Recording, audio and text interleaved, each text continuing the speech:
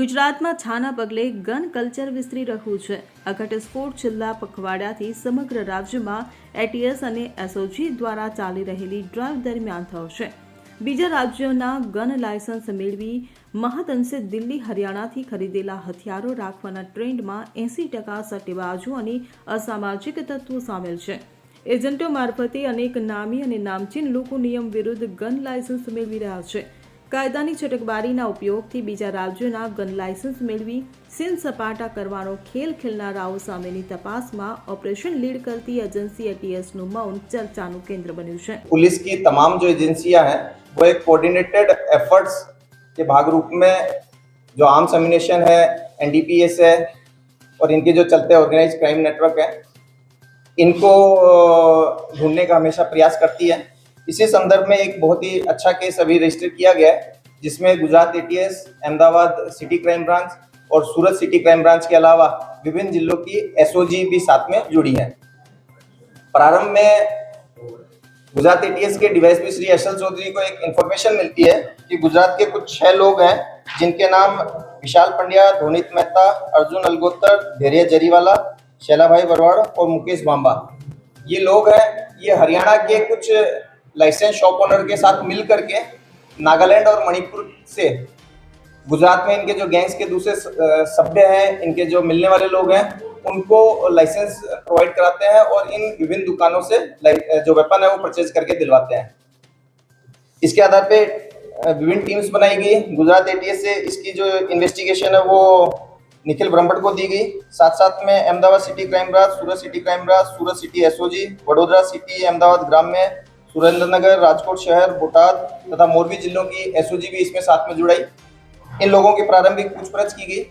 जानने को मिला कि इन लोगों ने इनके सिवाय दूसरे लगभग 49 जो टोटल मिला के सस्पेक्ट होते हैं, इनको वेपन दिलवाया है. हमारी जो खानगी इन्वेस्टिगेशन हुई उसमें दूसरे 52 लोगों के बारे में जानने को मिला जिन्होंने इसी तरह से शंकास्पद वेपन्स इन राज्यों से वेपन लाइसेंस प्रोक्योर करके हरियाणा या किसी दूसरी लाइसेंस शॉप से वेपन परचेज किए हैं. इस तरह से टोटल मिला के ये लगभग 108 शंकास्पद लोगों को एफआईआर में शामिल किया गया है. 7 लोगों को हमने अरेस्ट कर लिया है. इन 7 लोगों के पास से 6 हथियार और लगभग 135 राउंड रिकवर भी करने में आए हैं. Thank you sir. ओनर છે એ શોપ ઓપનર જ્યારે આ વેચતો હોય તો આ એના રજિસ્ટરમાં એ લાઇસન્સના નંબરની નોંધણી કરે છે અને એના આધારે આ વેપન્સ વેચે છે. આજે આરોપી આવ્યા છે રજિસ્ટર કરેલ લાઇસન્સ તો ત્યાંના અધિકારીઓ પણ ઇન્વોલ્વ હશે ને. જો એ જે વસ્તુ છે એ બાબતમાં અમે જે રીતે કીધા કે ભાઈ અમે હાલ પૂરતી અમને કાગળ ઉપર ઇમ્ફાલની માહિતી મળી છે. ઇમ્ફાલથી આ રીતના 4 લાઇસન્સ ઇસ્યુ થયેલા હતા, પર જે માહિતી મળી છે કે એ 4 લાઇસન્સ ત્યાંથી ઇસ્યુ થયેલા નથી. મતલબ એક રીતે ટોટલી ખોટી બુકલેટ બનાવી દીધી છે. પ્રાથમિક બાબત છે. ઘણા બધા જે માણસો છે બધાની યાદી લઈને મારી ટીમ્સ ત્યાં છે. જેમ જેમ આ લોકોની એ માહિતી આવશે એ સાવ ખોટા બુકલેટ તૈયાર કરી છે કે પછી ત્યાં ઓફિશિયલી ઓફિસથી ઇશ્યુ કરાયેલી છે, એમાં કોનો શું રોલ છે એ બધું અમે આપણે જાણતા હરિયાણાના જે વ્યક્તિ છે એની સાથે સંપર્ક કરાવતો ને હરિયાણાનો વ્યક્તિ મણિપુરનું કરતો કે પછી આ બધા સાથે મણિપુર વાળા કોન્ટેક્ટમાં હતા? નહીં, મોટા ભાગે અહીંયાના જે માણસો છે અને જે અમે 6-7 જે એજન્ટ્સના નામ લીધા એ 6-7 એજન્ટ્સ હરિયાણાવાળા જોડે ડાયરેક્ટ કોન્ટેક્ટમાં, અને મોટા ભાગના પછી એ હરિયાણાવાળા જે માણસો છે એ લોકોની ત્યાં મણિપુર નાગાલેન્ડમાં સેટિંગ.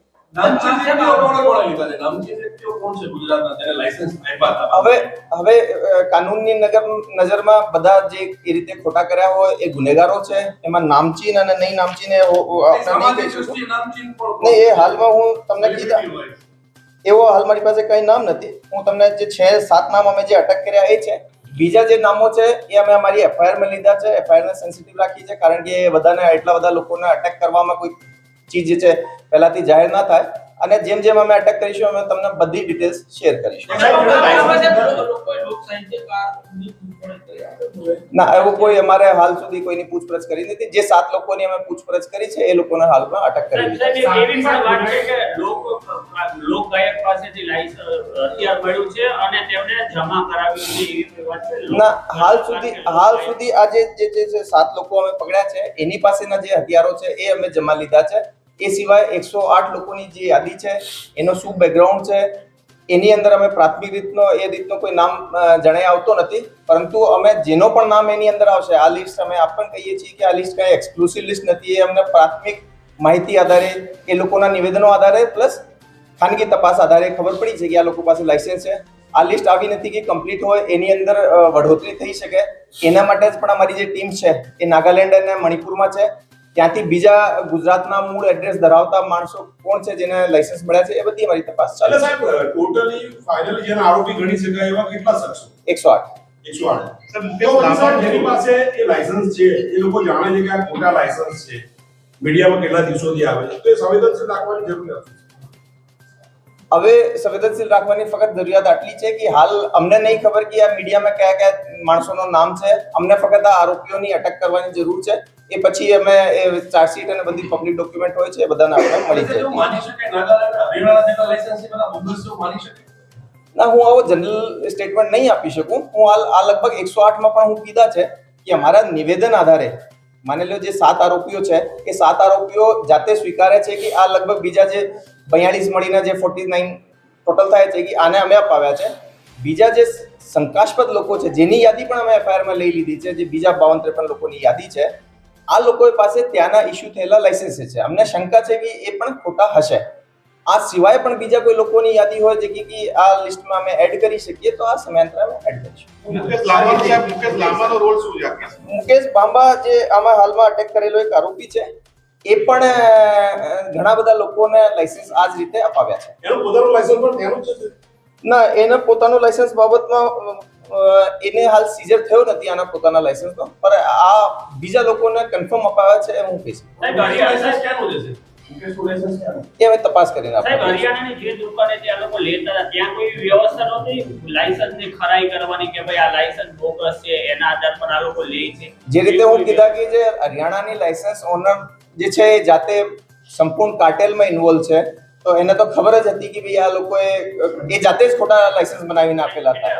લાયસન્સ સરકાર આધાર સરકાર કોઈ એમાં ખરાઈ નહોતી અથવા તો પોલીસ તંત્ર કે કોઈ ખરાઈ નહોતું કરતું કે લાયસન્સ ઓરિજિનલ છે કે નકલી છે? નહીં, એમાં હું કીધા કે ઘણા બધા જે તે સ્ટેટ્સમાંથી ઇશ્યુ થયેલા લાયસન્સ છે. એ લોકોએ શું કરતા હતા કે બહુ જૂનો કોઈ લાયસન્સ હોય, કોઈ બીજાના નામે ચડાયેલો હોય, હવે આ માણસ ત્યાં મળતો ના હોય, તો કોઈક રાહે ખોટા ડોક્યુમેન્ટ સબમિટ કરીને એના નામે આ બધું ઇશ્યુ કરાવી લેતા હતા.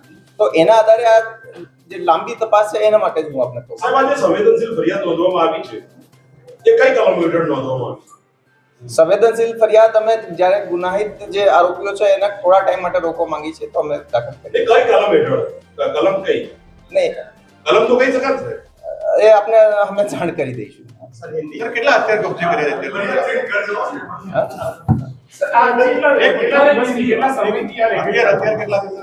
અત્યારે અમે જે લોકો 7 લોકો પાસેથી લીધા છે કે 3 નગ 12 બોલ ગન એના 70 રાઉન્ડ્સ, 2 નગ પિસ્ટલ એના 59 રાઉન્ડ્સ અને 1 રિવોલ્વર જેના 6 રાઉન્ડ્સ મળીને ટોટલ 6 હથિયાર અને 135 રાઉન્ડ જે છે એ હાલ આ 7 આરોપીથી રિકવર કર્યા છે. આ લગભગ અમે પ્રાઇમા ફેસી 6 વર્ષનો એક ગાળો ગણીએ છીએ, લગભગ લાસ્ટ 6 યર એક કરતા.